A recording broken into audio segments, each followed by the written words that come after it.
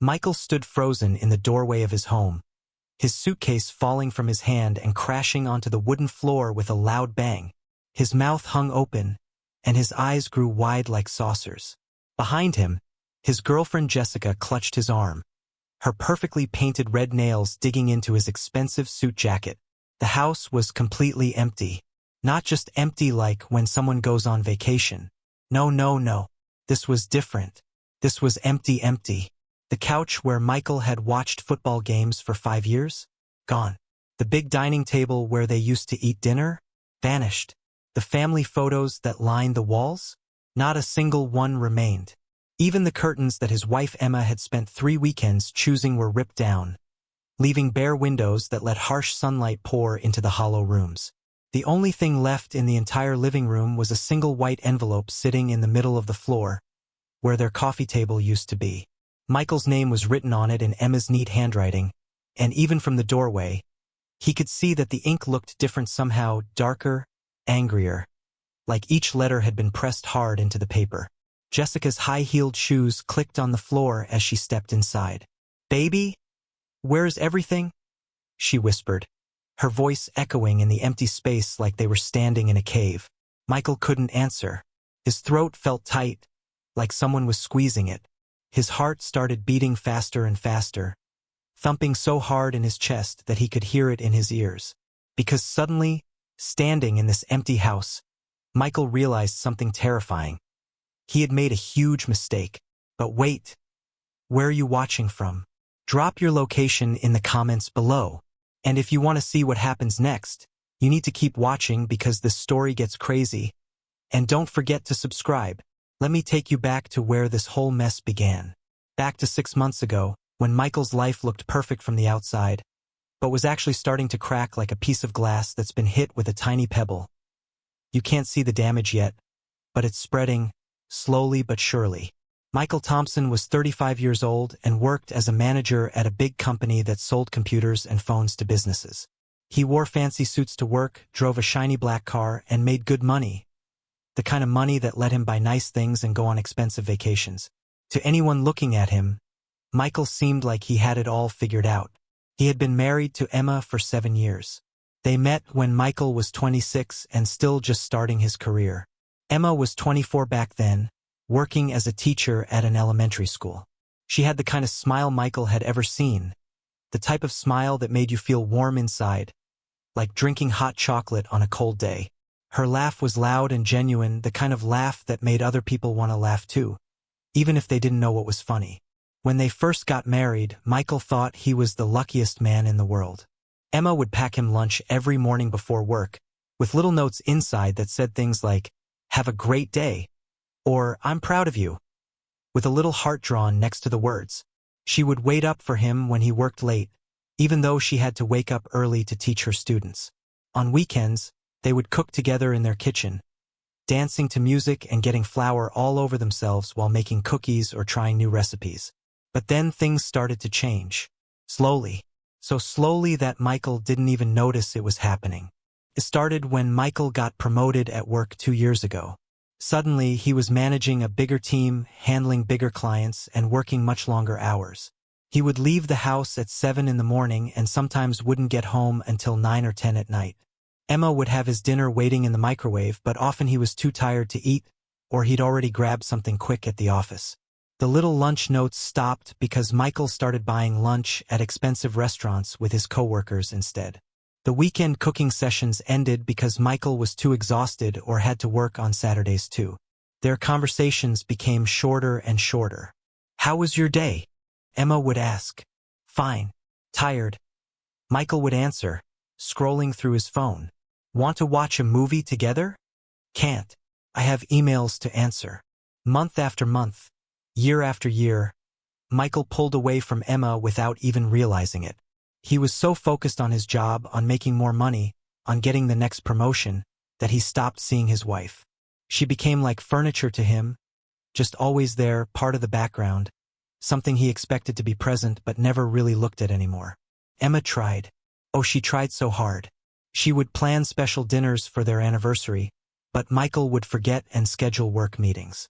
She would suggest they go on vacation together, but Michael would say he was too busy. She bought tickets to a concert for his birthday, tickets to see his favorite band, and Michael gave them away to a coworker because he had a deadline that week. Each time Emma's face would fall, her smile would dim just a little bit more, like a light bulb slowly burning out.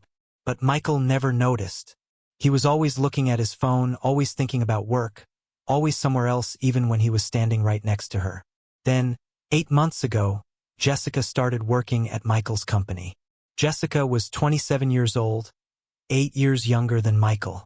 She was tall and always dressed in expensive designer clothes. Her hair was always perfect, her makeup always flawless, like she'd stepped out of a fashion magazine. She laughed at all of Michael's jokes, even the ones that weren't funny. She would bring him coffee in the morning exactly how he liked it. She would stay late at the office, working on projects with him, telling him how smart he was, how impressive his work was, how she wished she could be as talented as him. Michael felt seen again. For the first time in years, he felt like someone actually noticed him, appreciated him, admired him. When Jessica looked at him with her big eyes and told him he was amazing, his chest would puff up with pride. When she laughed at his stories, he felt funny and interesting again. When she texted him after work hours to ask about a work question, he felt important. He told himself it was just a work friendship, just colleagues being friendly. Nothing wrong with that, right? Wrong. It started with coffee breaks that lasted a little too long. Then lunch meetings that didn't really need to happen. Then after-work drinks to discuss projects that somehow always ended up with them talking about personal things instead of work things. Jessica would touch Michael's arm when she laughed. She would lean in close when he was talking, so close he could smell her perfume. She would look up at him through her eyelashes and say things like, "Your wife is so lucky to have someone as wonderful as you." And Michael ate it up like candy. He stopped feeling guilty about it. He started looking forward to work not because of the job, but because of Jessica. He started dressing nicer, wearing cologne, checking his reflection in the mirror before meetings where he knew Jessica would be there. At home, Emma noticed the changes. Of course she did. "Your wife always notices. You smell different," Emma said one evening when Michael came home from work. "New cologne." "Oh, just something I picked up. Thought I'd try something new," Michael said, not looking at her. "You've been working late a lot lately," Emma observed another time, her voice careful, like she was afraid of the answer. "Big project. Really important client." "You know how it is," Michael replied, already heading to his office to text Jessica back. Emma knew something was wrong. She could feel it in her bones, in her heart, in her gut. That feeling when you just know something bad is happening even though you can't prove it yet. It's like when you're walking alone at night and you feel like someone is following you. You don't see them, you don't hear them, but every part of your body is telling you to run. She tried to talk to Michael about it. She tried to reconnect with him. She planned a special dinner, wearing a dress he used to say he loved, cooking his favorite meal from scratch. Took her 3 hours to make everything perfect. Michael came home that night and barely looked at the dinner. "Oh, I already ate at the office. We ordered pizza for the team," he said, walking past the beautifully set table without even noticing the effort Emma had put in. Emma stood there in her special dress, looking at the food she'd spent all afternoon making, and felt something inside her chest crack. Not break or not yet, but crack. Like ice on a frozen pond when spring comes, the first little fracture before the whole thing collapses. She tried one more time. She suggested they see a marriage counselor, someone who could help them talk to each other again, find their way back to how things used to be. Michael got angry. "A therapist? Are you serious? I'm working my butt off to give us a good life, and you think we need therapy? Maybe if you were more understanding about my career, we wouldn't have problems." It was the first time Michael had ever yelled at Emma like that. The words hit her like slaps, each one stinging. She stood there, tears filling her eyes, and Michael just grabbed his laptop and went to his office, slamming the door behind him. That night, Emma lay in their bed alone. Michael had fallen asleep on the office couch, which was happening more and more often, and made a decision. She couldn't keep doing this. She couldn't keep being invisible to the man she loved. She couldn't keep trying and trying and trying while Michael didn't even try at all. But she didn't tell Michael her plan. Oh no. Emma was smarter than that. She knew that if she tried to talk to Michael about how she was feeling, he would either dismiss her or make promises he wouldn't keep. So instead, Emma decided to watch and wait. And 2 months ago, Emma's worst fears were confirmed. She was cleaning Michael's home office, because of course she still cleaned his office even though he barely spoke to her anymore. When she found his phone charging on the desk, Michael was in the shower. The phone buzzed with a text message, and the preview lit up on the screen. Can't wait for our trip next month. I've never been to Hawaii. It's going to be so romantic. Red heart. Emma's hands started shaking as she picked up the phone. She knew Michael's passcode. It was their wedding anniversary date, which felt like a cruel joke now. She unlocked the phone and opened the messages. What she found made her feel like the floor was dropping out from under her feet. Hundreds of messages. Hundreds. Love messages. Flirty messages. Messages about how Michael couldn't wait to be with Jessica. Messages complaining about his wife, calling Emma cold and nagging. Messages planning secret dates. Messages about hotel rooms. And worst of all, messages planning a 2-week trip to Hawaii, scheduled for exactly 6 months after Emma found those messages. Emma sat down hard in Michael's office chair, the phone clutched in her trembling hands. She read message after message, each one like a knife stabbing into her heart. In the messages, Michael talked about Jessica like she was the most wonderful woman in the world. He used romantic words he hadn't said to Emma in years. He talked about a future with Jessica, about maybe leaving his wife someday, about how Jessica understood him in ways Emma never could. The bathroom door opened. Emma quickly put the phone back exactly where it had been and rushed out of the office, telling Michael she was going to the grocery store. She sat in her car in the grocery store parking lot for an hour, crying so hard she could barely breathe, her whole body shaking with sobs. But then something inside Emma changed. The sadness turned into something else, something harder, something determined. She dried her tears. She looked at herself in the car mirror, and she said out loud to her reflection, "If he wants to leave, fine, but he's not going to come back to a comfortable home waiting for him. He's not going to have his cake and eat it too." That day, Emma started making her own plan, a plan that would take 6 months to put into action, a plan that would happen exactly while Michael was in Hawaii with his mistress, having the time of his life, completely unaware that his entire world was about to change. Over the next 6 months, Emma became like a spy in her own home. She smiled at Michael every morning even though it hurt her face to fake it. She packed him lunches again, not because she cared anymore, but because she didn't want him to suspect anything was wrong. She asked about his day at work, nodded when he gave short answers, and never mentioned Jessica's name even though it burned on her tongue like hot sauce. Michael, of course, noticed nothing. He was too wrapped up in his secret relationship, too busy planning his Hawaiian adventure, too excited about his double life. He thought he was being so clever, so sneaky. He thought Emma was just her usual self, maybe a bit quiet, but nothing to worry about. He had no idea what was coming. Emma spent those 6 months preparing.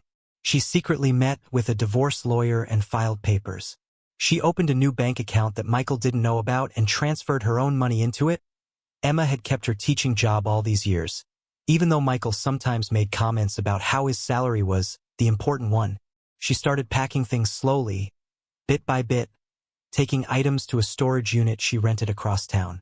First, the things Michael never looked at: extra blankets, books from the shelves, decorations from the basement. Then bigger things, waiting until Michael was at work or pretending to be asleep when he came home late. She called in favors from friends Michael had never bothered to get to know. They helped her pack. They helped her move things. They gave her places to stay when she needed to test her plan.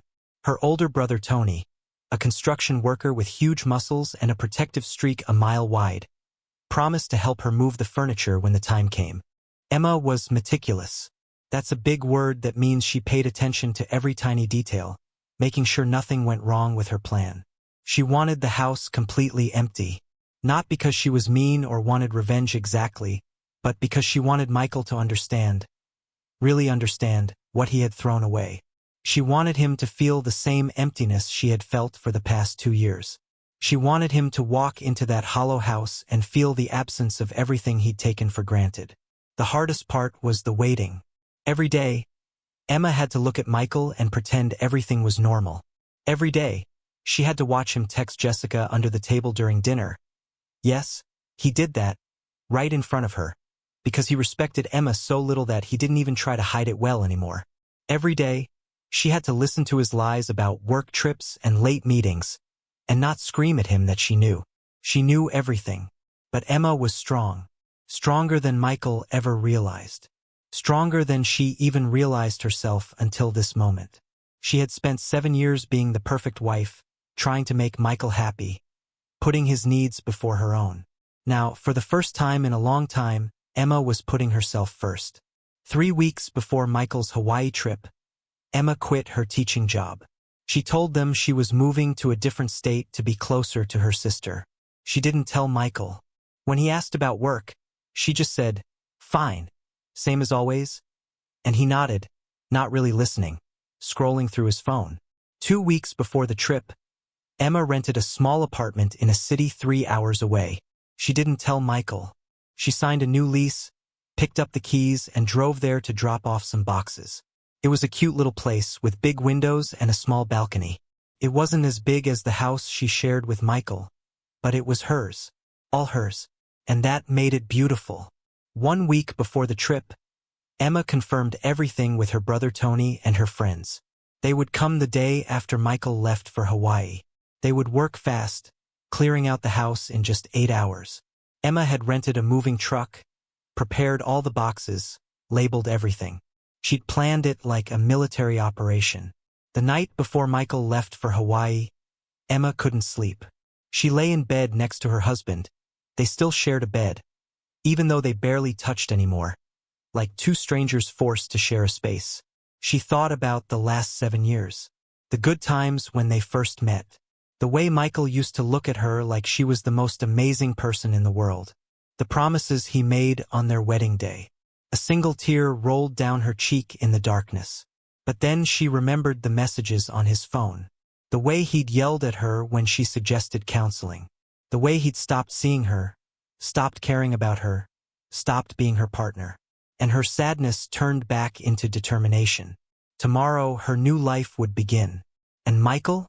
Michael was about to learn a very, very hard lesson about what happens when you forget to appreciate what you have. The next morning, Michael was practically bouncing with excitement like a little kid on Christmas morning.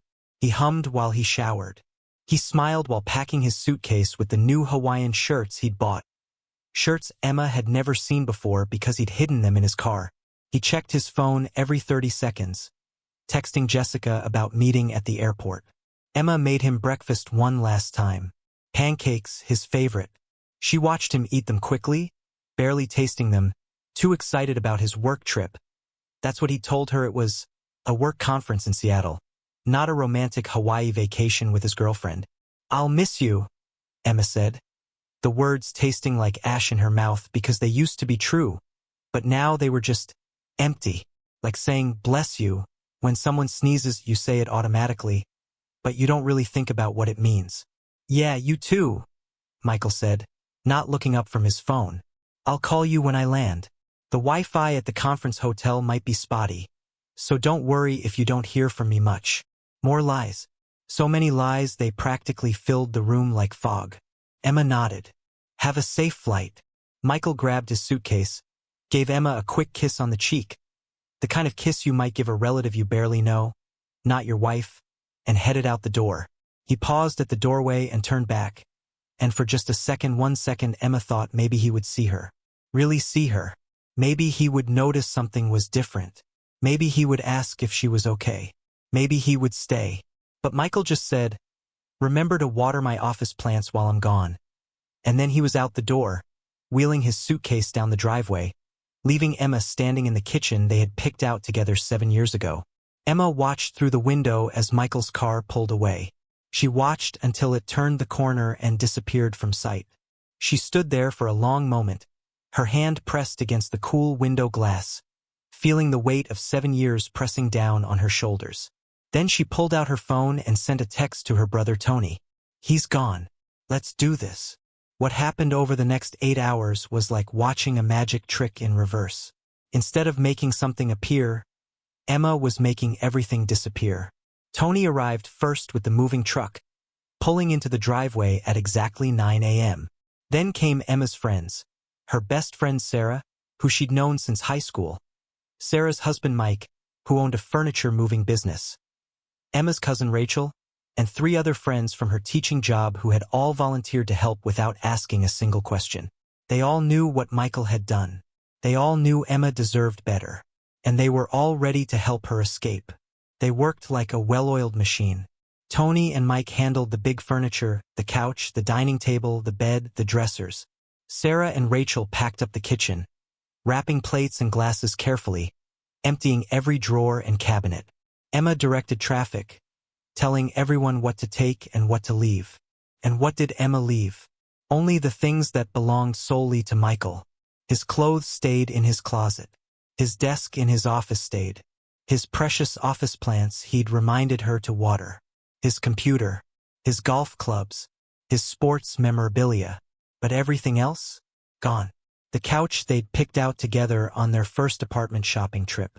The dining table they'd saved up for and bought for their first anniversary. The bed frame Emma had inherited from her grandmother. The dishes that were wedding presents. The TV and entertainment center. The coffee maker, the toaster, the blender, all the kitchen appliances. The decorations, the pictures, the curtains, the lamps, the rugs. Everything. The house echo grew louder and louder as each room emptied. Their voices bounced off the bare walls. Footsteps sounded hollow on the uncovered floors. By noon, the living room was completely empty except for dust outlines where furniture used to be, like ghosts of the life that used to exist in this space. By 2 p.m., the bedroom was empty, the kitchen was bare, the bathrooms had no towels or shower curtains. Emma's friends worked hard, but they also made sure Emma was okay. Sarah kept checking on her, bringing her water, asking if she needed a break. Rachel told jokes to keep the mood from getting too heavy. Tony, big protective brother that he was, kept asking if Emma was sure she wanted to go through with this. "I'm sure," Emma said every time, her voice getting stronger and more confident with each hour that passed. "I'm so sure." By 3 p.m., they were loading the last boxes into the truck. Emma walked through the empty house one final time, her footsteps echoing eerily in the hollow spaces. She stood in the middle of the living room where she and Michael had danced on their first night in this house. Back when they were happy, back when Michael looked at her like she hung the moon in the sky. She didn't cry. She had done all her crying over the past 6 months. Now she just felt free, like a bird that had been in a cage so long it forgot it had wings, and now the door was finally open. Emma reached into her pocket and pulled out the white envelope she had prepared. Inside was a letter, not a long one, just enough. She placed it carefully in the center of the living room floor, where the coffee table used to be, where Michael would be sure to see it when he walked in the door. Then Emma pulled out her phone and did something she had been planning for weeks. She changed her phone number. She blocked Michael's number from reaching her new phone. She blocked Jessica's number too, just in case. She blocked Michael on all social media. She erased her digital footprints like she had never existed in his online world. Emma took one last look around the empty house. 7 years of marriage, condensed into bare walls and dust outlines. "Goodbye, Michael," she whispered to the empty air. Then she walked out the door, locked it behind her. She had her keys, but she'd made sure the locks still worked. She wasn't a thief. After all, she just took what was hers, and climbed into Sarah's car. The moving truck followed them as they drove away. Emma didn't look back. She kept her eyes forward, toward her new apartment, her new life, her new beginning. Behind them, the house stood empty and silent, waiting for Michael to come home. While Emma was settling into her new apartment, decorating it with all the things she'd taken from the house, starting her new job search, and beginning to rebuild her life, Michael was having what he thought was the best time of his life. Hawaii was everything he'd dreamed it would be. The beaches were perfect, with sand so white it looked like sugar and water so blue it didn't seem real. The hotel was fancy, with a pool that seemed to go on forever and waiters who brought you drinks with little umbrellas in them. The sun was warm, The breeze was cool, and Jessica looked like a model in her bikinis, turning heads everywhere they went. They went snorkeling and saw tropical fish in colors Michael didn't even know existed. They went on a helicopter tour and saw volcanoes and waterfalls. They ate fancy dinners at restaurants where Michael didn't even look at the prices. They drank fruity cocktails and danced at beach parties. They watched the sunset every evening, the sky turning orange and pink and purple like someone had spilled paint across it. Jessica laughed at all his jokes and told him how amazing he was. She held his hand on the beach and kissed him in the ocean waves and told him she'd never been so happy. Michael felt alive in a way he hadn't felt in years. He felt young and exciting and free. He barely thought about Emma.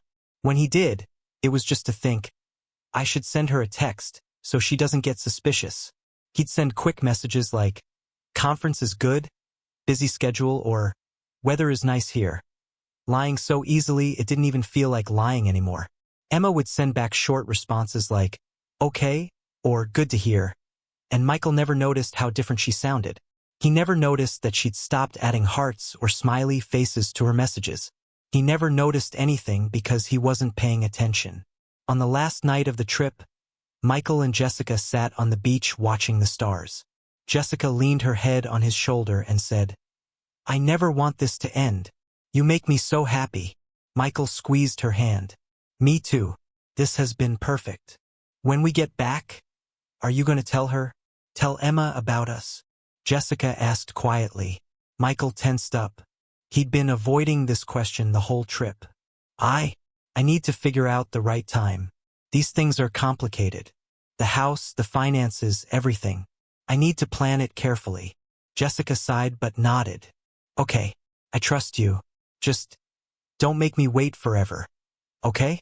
I want to be with you for real. No more hiding. Soon, Michael promised. Even though he had no idea what he was actually going to do. Part of him wanted to leave Emma and be with Jessica. Part of him liked having both, the stability of a wife at home and the excitement of a girlfriend. He hadn't really thought it through because thinking about consequences wasn't something Michael was good at anymore. Soon, he repeated, and they kissed under the Hawaiian stars. While back home, Emma was sleeping peacefully in her new apartment, free from lies and betrayal for the first time in months. The 2 weeks flew by too fast, the way vacations always do. Before Michael knew it, he was packing his suitcase again, filling it with dirty clothes and souvenirs and Hawaiian shirts that smelled like coconut sunscreen.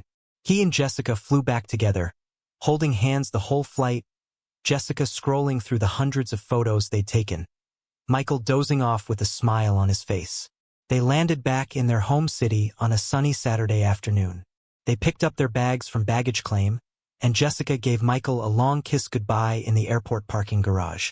Text me when you get home? She asked, touching his face gently. Of course, Michael said. I'll call Emma first, tell her I'm back from the conference, and then I'll text you. Maybe we can meet up tomorrow? Perfect. I already miss you, Jessica said with a pout. They kissed one more time, and then Michael got in his car and started the drive home. He felt relaxed, tanned, happy. His car smelled stale from sitting in the airport parking lot for 2 weeks, and he made a mental note to get it detailed. He thought about what he'd tell Emma about his conference. He'd have to remember to keep his lies straight, make sure he didn't accidentally mention beaches or snorkeling or anything Hawaiian. The drive home took 40 minutes. Michael sang along to the radio, drumming his fingers on the steering wheel, not a care in the world. He turned onto his street, the familiar trees and houses welcoming him back. He pulled into his driveway and put the car in park. Michael sat there for a moment, checking his reflection in the mirror, making sure he didn't look too tanned. Might be suspicious if he got a tan at an indoor conference. He grabbed his suitcase from the trunk, walked up to his front door, and fumbled with his keys. The door unlocked with a click. Michael pushed it open, wheeling his suitcase behind him, calling out, Emma, I'm home. No answer. Maybe she was at the grocery store or something. Michael took one step inside and his suitcase crashed to the floor. His mouth fell open. His eyes went wide. Because the house was... Michael stood frozen, his brain refusing to understand what his eyes were seeing. This couldn't be real. This had to be some kind of mistake. Maybe he'd walked into the wrong house? But no, there was his office to the right, his door still closed, exactly where it always was. "Emma?" he called out, his voice echoing off the empty walls. "Emma?" Nothing. Just his own voice bouncing back at him, hollow and small. He walked further into the house, his shoes sounding incredibly loud on the bare floor. The living room, completely empty except for dust and those white rectangles on the walls where pictures used to hang. The dining room, nothing but an empty space where their table once stood. The kitchen.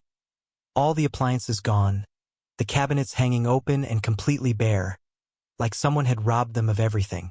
Michael's heart started racing. Had they been robbed? But robbers don't take couches and dishes. Robbers take TVs and jewelry and wait, where was his TV?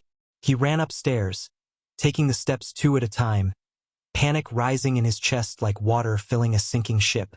Their bedroom, the bed was gone. Emma's dresser, gone. He threw open the closet. All of Emma's clothes had vanished, hangers swinging empty on the rod.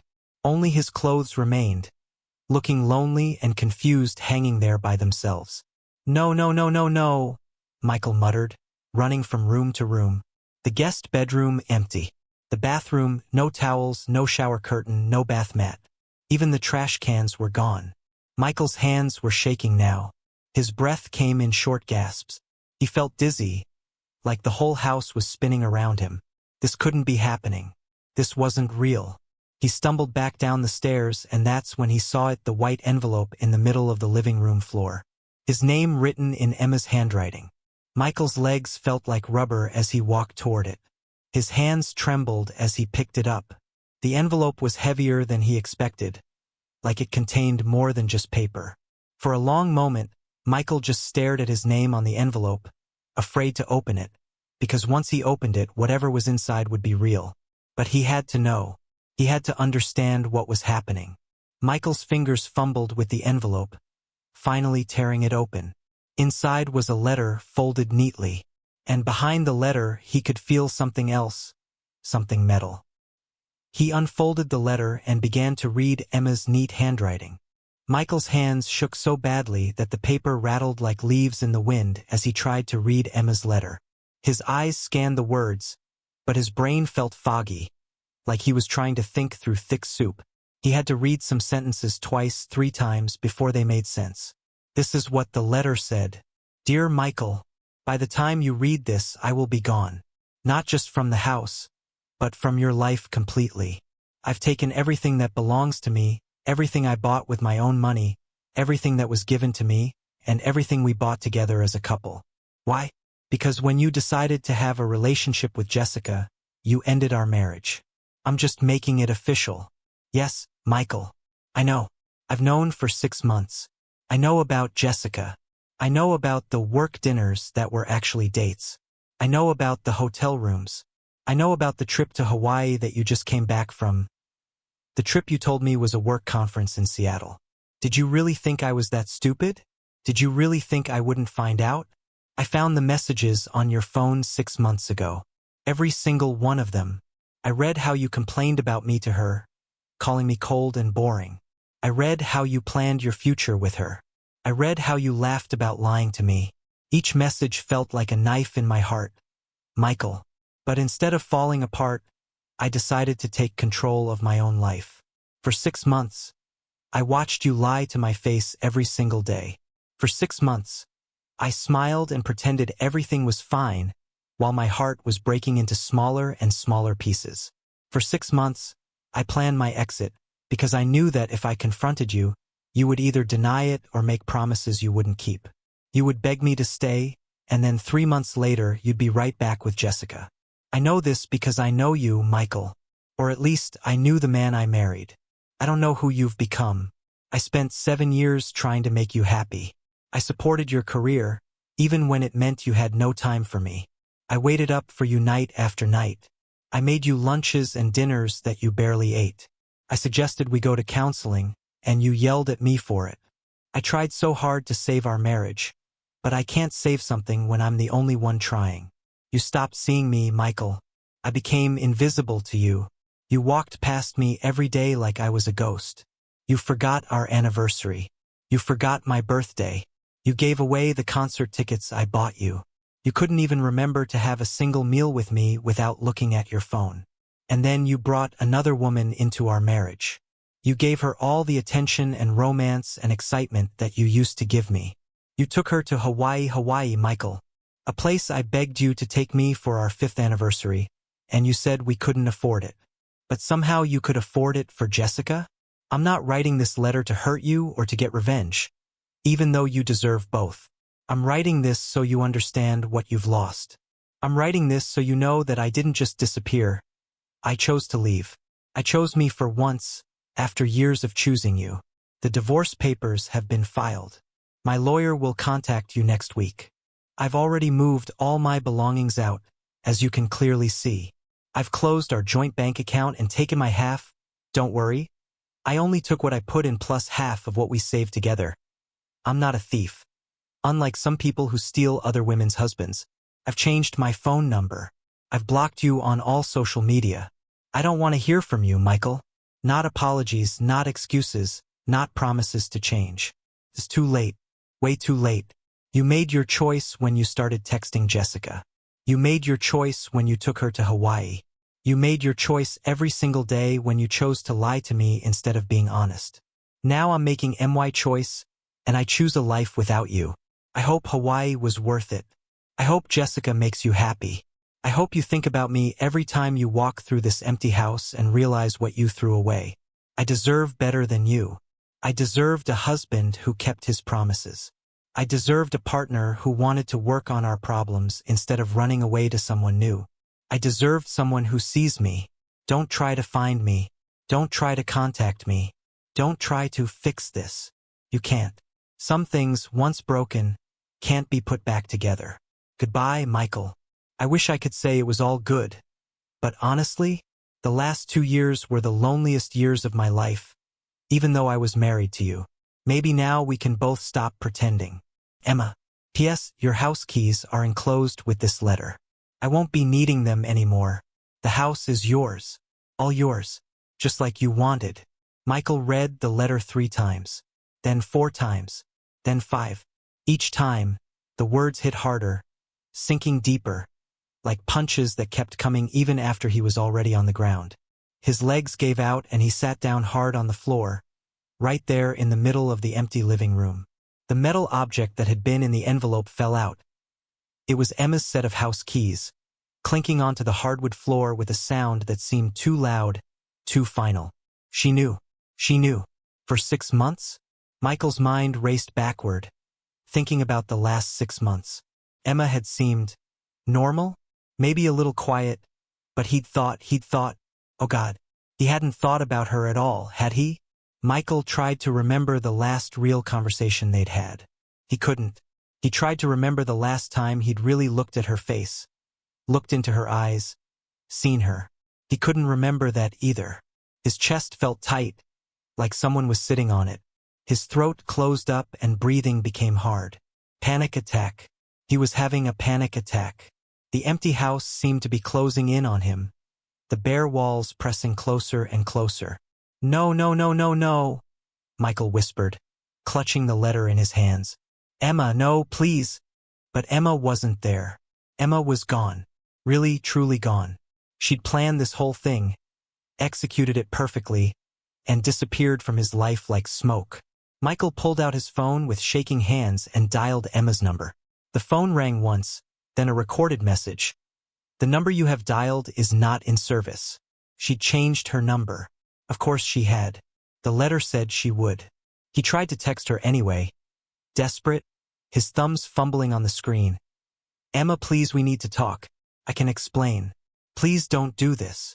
The message showed as undelivered. The number didn't exist anymore.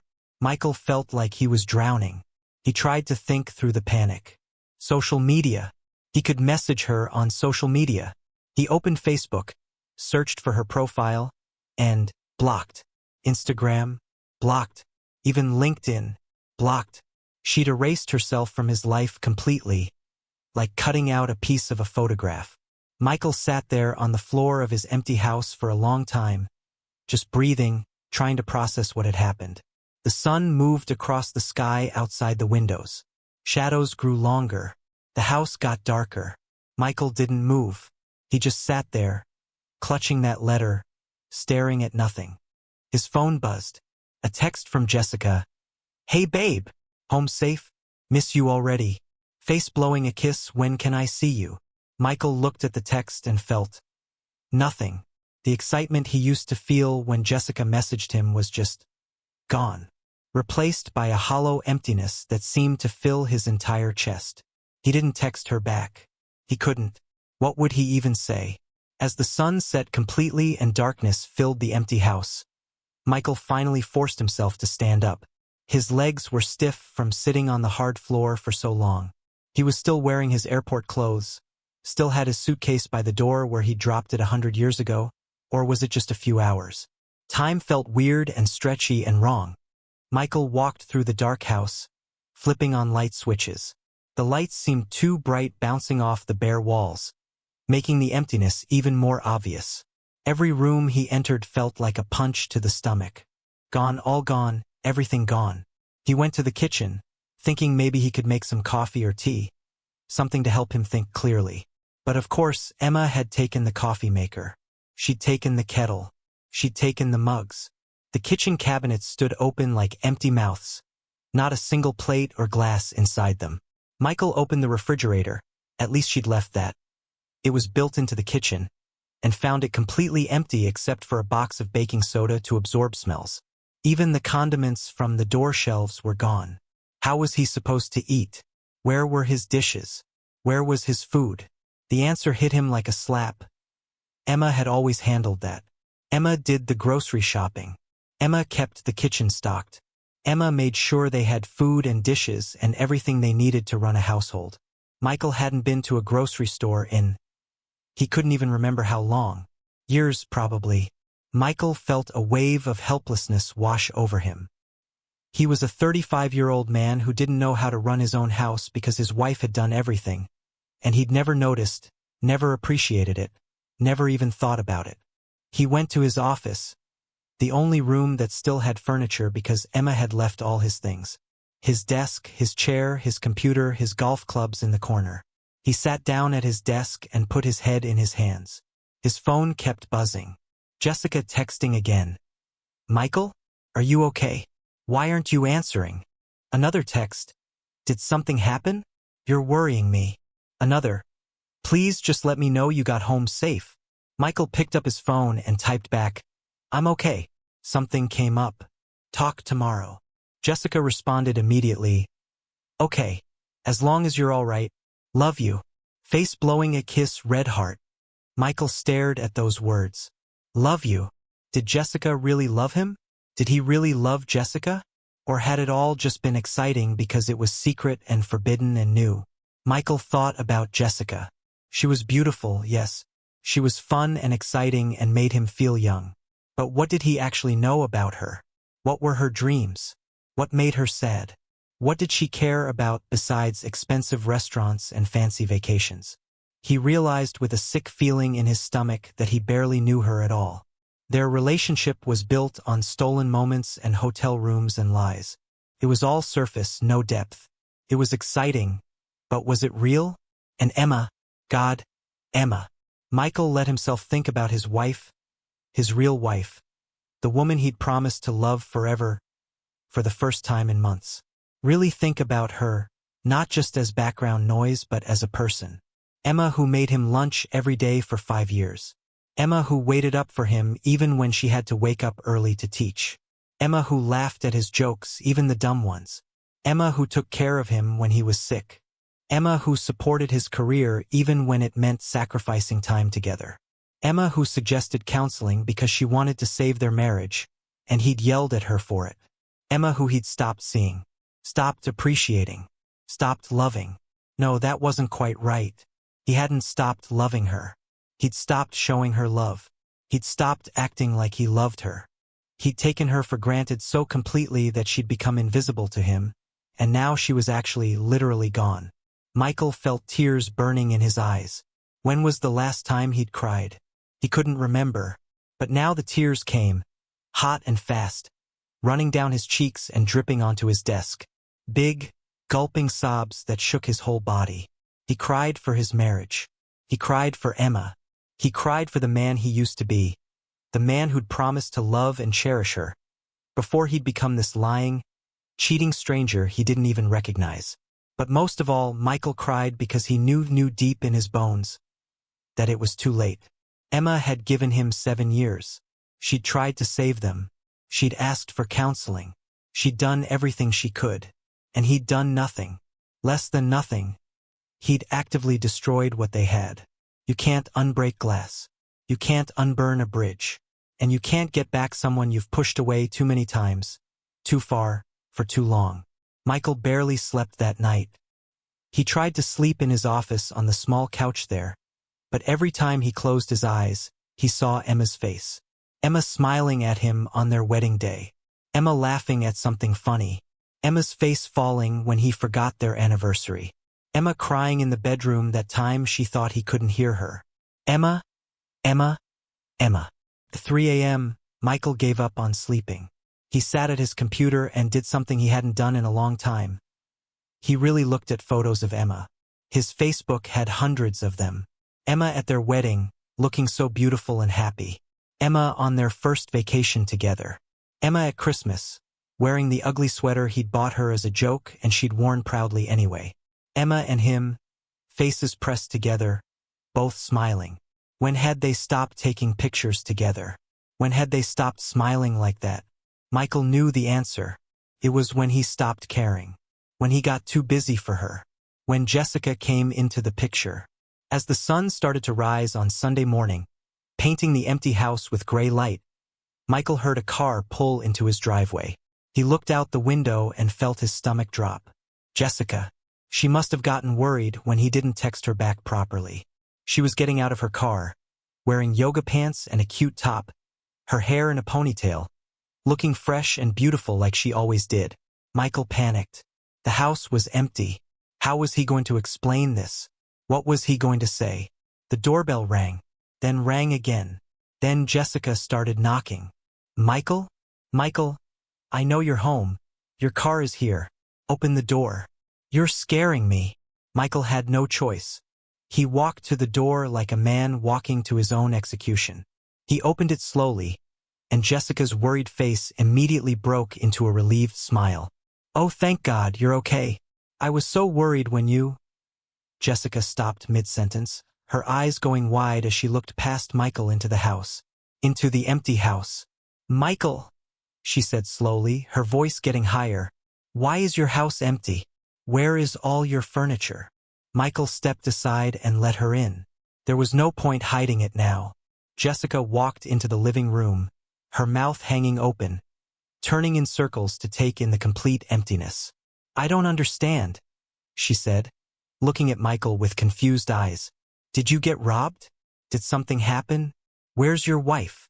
At the word wife, Michael flinched like he'd been hit. She's gone, he said, his voice rough from crying. Emma's gone. She left me. Jessica's face went through several emotions very quickly. Confusion, shock, and then something that looked almost like excitement. She left you? You mean, you're getting divorced? Michael nodded, unable to speak.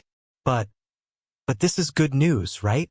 Jessica said, and she actually smiled a little. I mean, it's not good that she just left like this. That's crazy, but Michael, don't you see? Now we don't have to hide anymore. Now we can actually be together, like a real couple. We can. She knew. Michael interrupted, his voice flat. Emma knew. She knew about us for 6 months, Jessica. She knew about Hawaii. She knew everything. The color drained from Jessica's face. She... What? How? She found the messages on my phone. 6 months ago.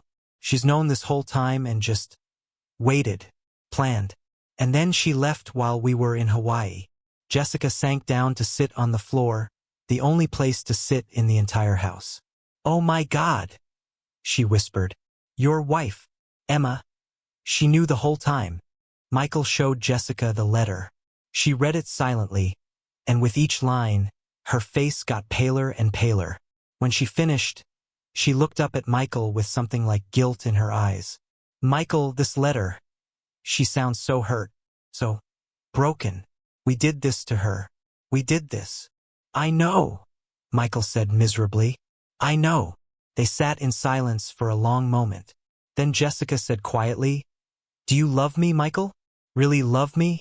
Or was I just exciting because I wasn't your wife?" It was the same question Michael had asked himself last night.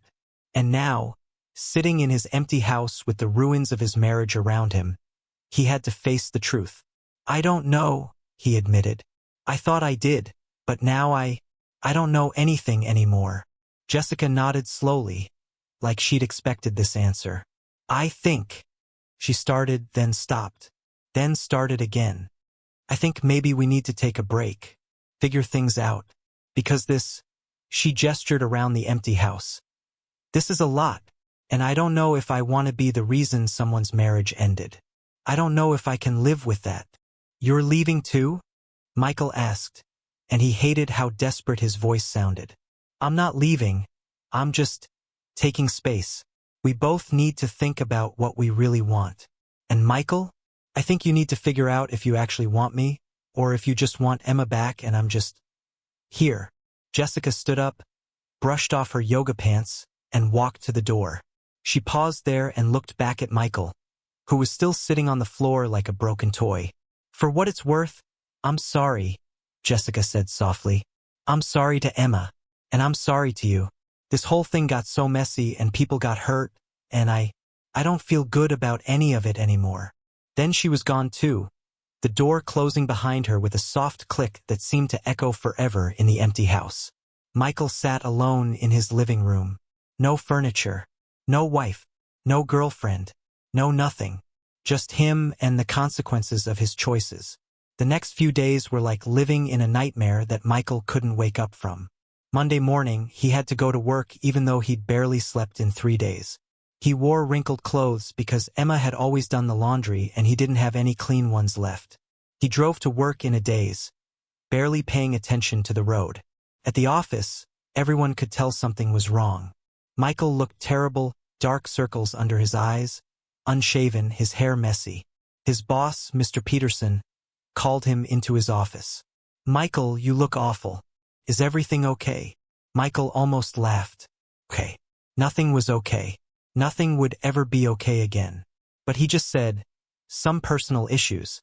I'll handle it. Take a few days off if you need to," Mr. Peterson said with concern. "Family comes first." Family. Michael almost laughed again. What family? He'd destroyed his family. But Michael couldn't take time off because then he'd be alone in that empty house with his thoughts. And that was worse than anything. So he stayed at work, trying to focus on emails and meetings, but the words on his computer screen kept blurring together. People around the office started whispering. Jessica and Michael hadn't exactly been subtle about their friendship. And now they weren't having their usual lunch meetings. People noticed. People always notice. By Tuesday, the rumors started spreading. "Did you hear? Michael's wife left him. Apparently, she took everything from the house. I heard she found out about him and Jessica." "No way. They were really having an affair? Poor Emma. She seemed so nice." Michael could feel the judgment everywhere he walked. The whispers stopped when he entered a room. People looked at him differently, not with respect anymore, but with disgust, with disappointment, like he was something dirty they didn't want to touch. His coworker Brad, who Michael used to play golf with sometimes, confronted him in the parking lot on Wednesday. "Dude, did you really cheat on your wife with Jessica? Everyone's talking about it." Michael couldn't even deny it. What was the point? "Yeah," he admitted, his voice hollow. "I did." Brad shook his head, looking at Michael like he didn't recognize him. "Man, that's messed up. I met your wife at the Christmas party last year. She was really sweet. She brought homemade cookies for everyone. And you just... God, Michael. I thought you were better than that." Everyone thought he was better than that. Michael had thought he was better than that. But he wasn't. He was just a cheater. Just another guy who threw away a good woman for something shiny and new. On Thursday, the divorce lawyer contacted Michael, a woman with a crisp, professional voice who showed no emotion as she explained that Emma wanted a simple, clean divorce. She wasn't asking for alimony, even though she could have. She wasn't trying to take his retirement account or his car or anything beyond what was actually hers. She just wanted out. Fast. Clean. Done. Your wife is being very reasonable, the lawyer said. I suggest you sign the papers without a fight. It will make this easier for everyone. Reasonable. Emma was being reasonable even now, even after everything he'd done to her. Even in divorce, she was being the bigger person, the better person, while Michael was just small, selfish, awful. Friday afternoon, Michael's mom called. Somehow she'd heard about the divorce. Probably from Emma's mom. The two women had been friends. His mother was not happy. Michael James Thompson, what have you done? His mother's voice cracked through the phone like thunder. Emma's mother called me in tears. She said you cheated? That you took some girl to Hawaii while Emma was at home? Tell me it's not true, Michael. Tell me. Michael couldn't speak. His throat felt like it was full of rocks. Your silence tells me everything, his mother said, her voice going cold in a way Michael hadn't heard since he was a little kid getting in big trouble. I raised you better than this, Michael. Your father and I taught you to respect women, to keep your promises, to be a man of your word. And you threw it all away for what? Some fling? Some girl at work? Mom, Michael started, but he had no defense, no excuse, no explanation that would make any of this okay. I don't want to hear it. His mother cut him off. Emma was the best thing that ever happened to you, and you destroyed it. You broke that sweet girl's heart. She loved you, Michael. She loved you. And you treated her like garbage. His mother's voice broke on the last word, and Michael realized with a shock that his mom was crying. I need some time before I can talk to you again, his mother said. I'm so disappointed in you. So disappointed. She hung up. His own mother hung up on him. Michael sat at his desk at work, staring at his phone, feeling like the worst person in the entire world. Because maybe he was. Maybe he really was. That Friday night, Michael drove home to his empty house. He'd bought some fast food for dinner. He still hadn't gone grocery shopping because the thought of doing normal life tasks felt impossible. He sat on the floor of his living room eating a cold burger. And that's when he finally truly understood what he'd lost. This was his life now. Coming home to an empty house. Eating alone on the floor. No Emma to greet him. No Emma to talk to about his day. No Emma making the house feel like a home instead of just a building. Michael pulled out his phone and looked at old photos again. There was one from their 3rd anniversary. They'd gone to a fancy restaurant, gotten dressed up. Emma wore a blue dress that made her eyes sparkle. She was laughing at something in the photo. Her whole face lit up with joy, and Michael was looking at her with such love in his eyes. When had he stopped looking at her like that? Michael tried to pinpoint the exact moment things went wrong, but he couldn't. It wasn't one big moment. It was 1,000 tiny moments. 1,000 times he chose his phone over conversation. 1,000 times he said he was too busy or too tired. 1,000 times he took Emma for granted, assuming she'd always be there, always be waiting, always be his safety net while he did whatever he wanted. Death by 1,000 cuts. That's what he'd done to their marriage. And Emma had tried to stop the bleeding, tried to bandage the wounds, but Michael just kept cutting, kept hurting her, until finally she had no choice but to walk away to save herself. Michael started sobbing again, right there on the floor with his half-eaten burger next to him. He cried so hard his whole body shook. He cried until there were no tears left, until he was just making horrible gasping sounds, until his throat hurt and his eyes were swollen. He looked around his empty house, really looked at it, and saw what Emma had seen. Emptiness. A shell of what used to be a home. A space without love or warmth or life. And Michael realized something. This empty house was exactly what his heart had become.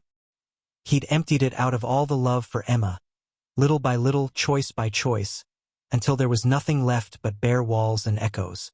Somewhere around midnight, After hours of crying and thinking and drowning in regret, Michael's grief turned into something else. Determination, desperation, hope. He couldn't just give up. He couldn't just let Emma go without a fight. Yes, he'd messed up. Yes, he'd destroyed everything. But people make mistakes, right? People deserve second chances, don't they? He could fix this. He could show Emma he'd changed, that he realized what he'd done wrong, that he wanted to be the husband he should have been all along. Michael's mind started racing with ideas. He'd find Emma somehow. She couldn't hide forever. He'd apologize, really truly apologize. He'd go to therapy. He'd quit his job if that's what it took. He'd do anything to prove to Emma that he understood now, that he'd changed, that he wanted their marriage back. Filled with this new desperate energy, Michael grabbed his laptop and started searching. How to find someone who doesn't want to be found. How to fix a broken marriage. How to win your wife back. How to show her you've changed. He searched until his eyes burned from staring at the screen. He made lists of things he needed to do. He planned out speeches he would give to Emma, perfect apologies that would make her understand how sorry he was. At 3 a.m., Michael sent an email to Emma's old email address. Even though it probably wouldn't go through. Emma, I know you don't want to hear from me, but I need you to know I'm sorry. I'm so sorry. I was stupid and selfish and I took you for granted. I destroyed the best thing in my life and I know it's my fault. All my fault. Please, can we just talk? Just once? I need to see you. I need to tell you face to face how wrong I was. I need to show you that I can change.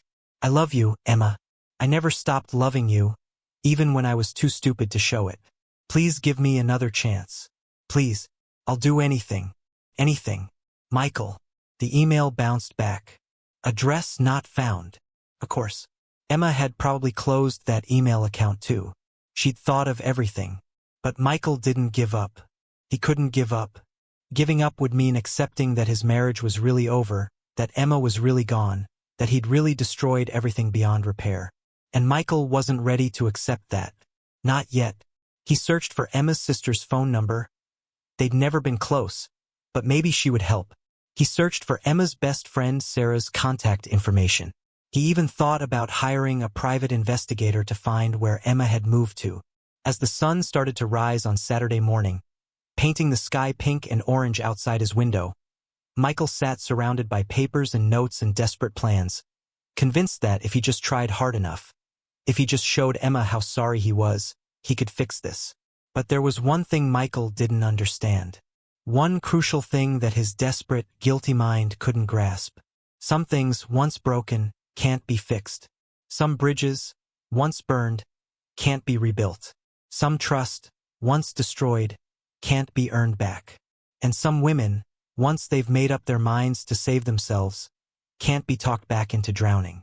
Emma was done. Really, truly, completely done. But Michael was just getting started on his desperate quest to change her mind. And what he didn't know was that his attempts to fix things were about to make everything so much worse. Because sometimes the worst thing you can do is not let someone go when they need you to. Saturday morning, Michael woke up still sitting at his laptop, his neck stiff from falling asleep in his desk chair. The sun was shining too brightly through his office window. Birds were singing outside. The world was continuing on like normal, like Michael's entire life hadn't just fallen apart. He looked at all the notes he'd made during the night. Plans to find Emma. Ways to prove he'd changed. Speeches he would give. It all looked different in the daylight. Less like a good plan and more like the desperate scratching of a drowning man. But Michael pushed that thought away. No, he could fix this. He would fix this. First, he needed to look presentable. He forced himself to shower and shave for the first time since he'd come home. He looked at himself in the bathroom mirror and barely recognized the man staring back. His eyes were red and swollen from crying. His face looked thinner, older, like he'd aged 5 years in 5 days. He looked broken. Pull yourself together, Michael said to his reflection. You can fix this. You just need a plan. He got dressed in nice clothes, the kind of clothes he used to wear when he was trying to impress Emma back when they were dating. He even put on cologne, not the new one he'd bought to impress Jessica, but the old one Emma had given him years ago that he'd stopped wearing. Then Michael got in his car and drove to the first place he thought Emma might be. Her best friend Sarah's house. He'd only been there a few times over the years. He'd always been too busy to hang out with Emma's friends. But he remembered where it was. A nice house in the suburbs with a flower garden in front that Sarah's husband Mike took care of. Michael parked in front of the house and walked up to the door. His heart was pounding. Would Sarah tell him where Emma was? Would Emma be here? He rang the doorbell. Sarah opened the door, and the moment she saw Michael, her face turned to stone. Cold, hard, angry. "You've got a lot of nerve showing up here," Sarah said, not inviting him in. "Sarah, please, I just need to know where Emma is. I need to talk to her. I need to apologize and—" "No," Sarah said flatly. "No? Sarah, please just tell me." "I said no, Michael." Sarah crossed her arms over her chest. "Emma doesn't want to see you. Emma doesn't want to hear from you. Emma is finally happy and at peace for the first time in years, and you don't get to ruin that." "I just want to tell her I'm sorry," Michael pleaded. "I just want to explain." "Explain what, Michael?" Sarah's voice got louder, angrier. "Explain how you cheated on her? Explain how you lied to her face every single day? Explain how you took your mistress to Hawaii and thought your wife wouldn't find out? What exactly do you think you can explain that would make any of that okay?" "I was wrong. I know I was wrong. I just want a chance to." "You had 7 years of chances." Sarah was yelling now. Her husband Mike appeared behind her in the doorway, looking at Michael with disgust. "Emma gave you 7 years of chances, Michael. She tried everything to save your marriage, while you were too busy screwing around with Jessica to even notice. And now you want another chance? Now that Emma's gone and you're finally paying attention, now you want to fix things. Sarah, please." Michael was begging now. He could hear it in his own voice, but he didn't care. He was desperate. "No. Emma is my best friend. I watched you break her heart piece by piece for 2 years. I held her while she cried over you. I listened to her blame herself for your affair, wondering what she did wrong, when the only thing she did wrong was love you too much. So no, Michael, I'm not telling you where she is. I'm not helping you find her. I'm not giving you any information. As far as you're concerned, Emma has vanished off the face of the earth." Sarah started to close the door, but Michael put his hand out to stop it. "Wait, please. I love her. I need to tell her." "If you really loved her," Sarah said, her voice going quiet but somehow even more intense, "you'd respect her wishes and leave her alone. You'd let her heal and move on and be happy without you. But you're not going to do that, are you? Because this isn't about Emma. This is about you. This is about you feeling guilty and wanting to make yourself feel better." The door slammed in Michael's face. Michael stood there for a long moment, staring at the closed door.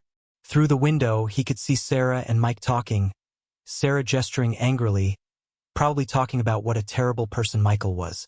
She was right, wasn't she? Sarah was absolutely right. If Michael truly loved Emma, he would respect her decision to leave. He would give her the space she asked for. He would let her be happy. But Michael couldn't do it. He couldn't. Because letting go meant accepting that he'd lost her forever, and he wasn't ready to accept that. So he got back in his car and drove to the next place on his mental list. Emma's parents' house. Michael drove to Emma's parents' house with his hands gripping the steering wheel so tight his knuckles turned white. Mr. and Mrs. Anderson had always been kind to him during the marriage. Surely they would understand.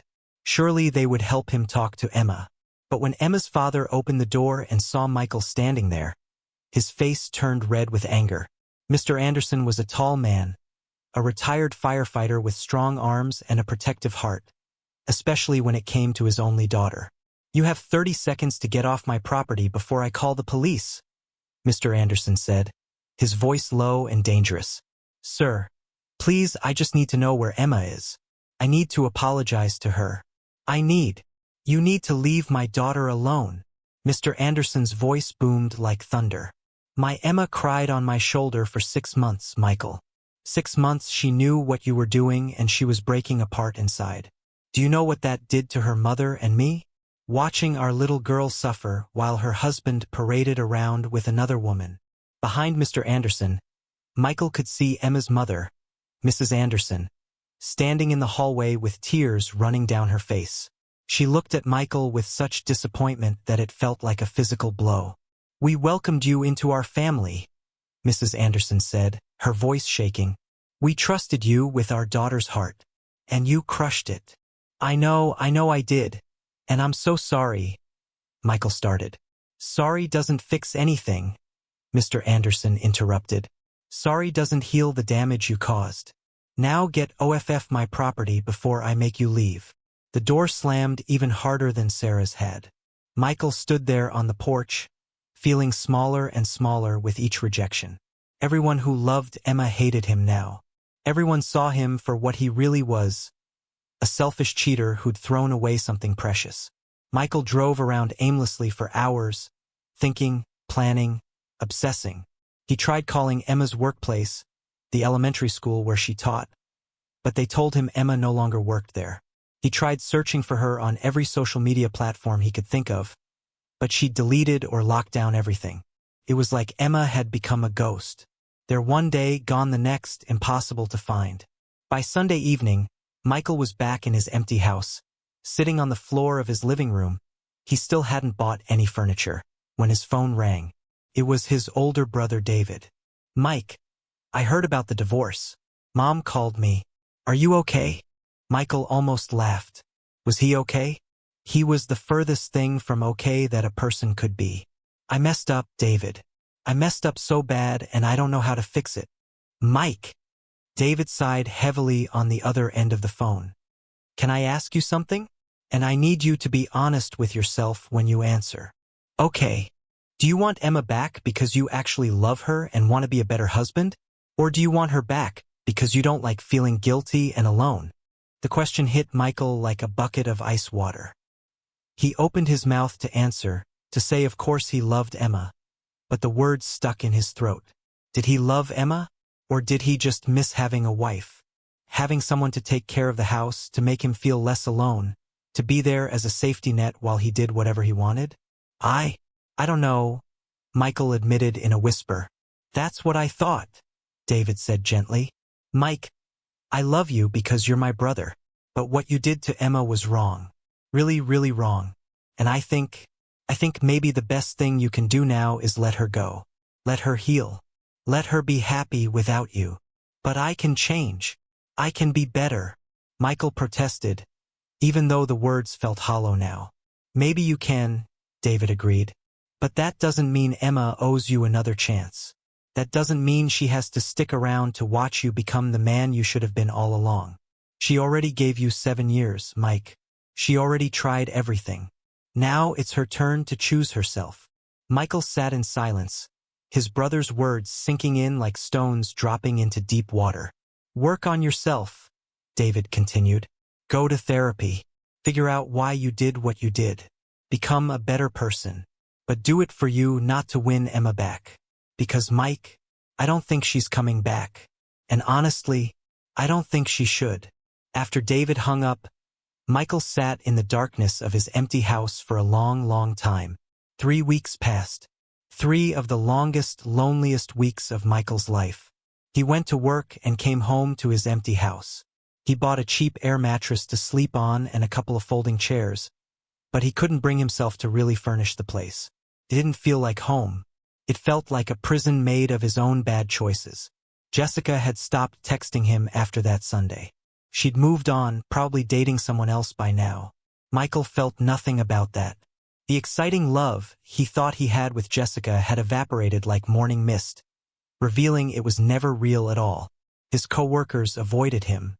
His mother still wasn't speaking to him. His friends had distanced themselves. Michael had lost everything.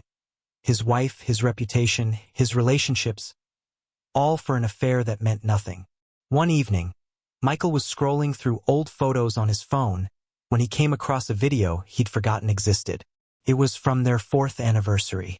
Emma had set up the camera to record them dancing in their living room to their wedding song.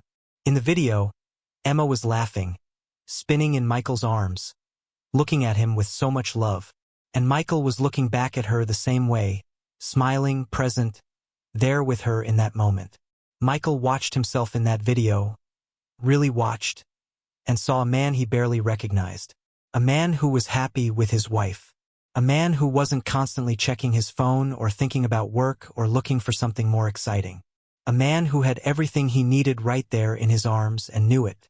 When did he become someone else? When did he become someone who could throw that away? Michael started crying again, but these tears felt different. Not desperate tears begging for another chance. Just sad tears mourning something beautiful that he'd destroyed with his own hands. And finally, Michael understood what everyone had been trying to tell him. Emma wasn't coming back. She shouldn't come back. She deserved better than what he'd given her. She deserved someone who would see her every day, appreciate her, choose her consistently, not just when she was gone. Michael couldn't give her that. He'd proven he couldn't. And even if he changed, even if he became a better man, Emma didn't owe him the chance to prove it. She'd already given him too many chances. The best thing, the only thing, Michael could do now was let her go. That night, Michael wrote a letter. Not to send to Emma. He would never violate her boundaries like that. But a letter to help himself process, to say goodbye, to finally accept what he'd lost. He wrote about how sorry he was, how he understood why she left, how he didn't blame her for anything, how he hoped she was happy wherever she was, how he hoped she found someone who would treat her the way she deserved to be treated from the very beginning. He wrote that he would sign the divorce papers without a fight. He wouldn't try to contact her. He wouldn't try to find her. He would respect her wishes and let her be free. He wrote that he was going to therapy to figure out why he'd sabotaged the best thing in his life. Not to win her back, but to make sure he never hurt anyone like that again. And at the end, Michael wrote, "Thank you for 7 years. Thank you for loving me even when I didn't deserve it. Thank you for trying so hard to save us when I wouldn't even try at all. I'm sorry I didn't appreciate you until you were gone. I'm sorry I didn't see you until you became invisible. You deserved so much better than me, and I hope you find it. Goodbye, Emma. I'll always love the memory of who we used to be." Michael folded the letter and put it in a box with old photos and mementos from their marriage. Then he closed the box and put it away in his closet. A final goodbye to the life he'd destroyed. Michael sat in his therapist's office, Dr. Chun, talking about his progress. He'd been coming to therapy twice a week for 6 months now, working through his issues, his workaholism, his fear of intimacy, his tendency to take people for granted. "I think I understand now why I did it," Michael said. "I was scared. Scared of the commitment, scared of being vulnerable, scared that if I really let Emma all the way into my heart, she might hurt me. So I kept her at a distance. I kept busy with work. And when that wasn't enough distance, I found someone else. Someone who didn't require real intimacy or vulnerability. Someone who was just fun and easy and didn't ask me to be fully present." Dr. Chun nodded. "That's good insight, Michael. What would you do differently now?" "Everything," Michael said with a sad smile. "But it doesn't matter because I can't go back. I can't undo what I did. All I can do is be better going forward." Michael had signed the divorce papers 3 months ago. It was official now. He was no longer married to Emma. She was free, and so was he, even though his freedom felt more like punishment than liberation. He'd sold the house, too many painful memories. He moved into a small apartment across town. He'd been promoted at work ironically, now that he was single and could work even longer hours, but the promotion felt empty. Success at work didn't mean much when you had no one to share it with. Michael had started volunteering at a youth center, mentoring young men about the importance of respect and commitment in relationships. He couldn't fix his own mistakes, but maybe he could help someone else avoid making the same ones. He still thought about Emma every day. He wondered if she was happy. He hoped she was. He hoped she'd found someone who deserved her, who saw her, who chose her every single day. Sometimes Michael would see women who looked like Emma from behind. Same hair color, same height, and his heart would jump. But it was never her. Emma was gone, living her life somewhere far away from him, and that was exactly how it should be. Michael had learned the hardest lesson of his life. You don't know what you have until it's gone. And sometimes, by the time you realize what you've lost, it's too late to get it back. Some mistakes can't be fixed. Some bridges can't be rebuilt. Some people, once they walk away, are gone forever. And you know what? That's okay. Because sometimes people need to walk away. Sometimes the most loving thing you can do is let them go. Michael finally understood that now. He just wished he'd understood it 7 years ago, before he broke the heart of the woman who'd loved him more than he'd ever deserved. And that's the end of Michael and Emma's story. Michael learned his lesson, but he learned it too late. Emma got her freedom and her fresh start. Sometimes life doesn't give you a happy ending where everyone gets back together. Sometimes the ending is just an ending, a closing of one chapter so a new one can begin. What did you think of this story? Do you think Michael deserved a second chance? Or did Emma do the right thing by leaving and never looking back? Drop your thoughts in the comments below. If this story taught you something, made you feel something, or reminded you to appreciate the people you love, please hit that subscribe button. Share this story with someone who needs to hear it. Remember, don't take the people who love you for granted. Don't assume they'll always be there. Show them you care today because tomorrow might be too late. Subscribe to this channel to support our growth. More powerful stories coming your way soon. Thank you for watching, and remember, treat people right while you have them, because second chances don't always come around.